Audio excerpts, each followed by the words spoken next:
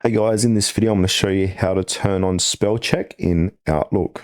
Okay, so for this demonstration I'm going to be using the Outlook application. So open up Outlook and then sign into your account. Once you've signed into your account, to turn it on, go ahead and click onto New Mail.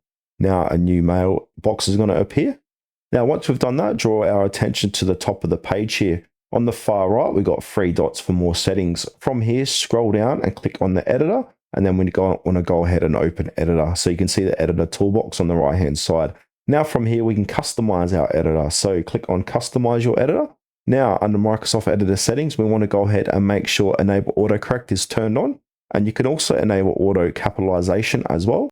Now below that, we can make some corrections. So we can do spelling corrections, grammar, and we've got more down here if you want to go ahead and enable them as well. Once you like that, go ahead and click OK. And now that's going to go ahead and enable spell check in Outlook. If you found this video helpful, please consider to like this video and subscribe to my channel.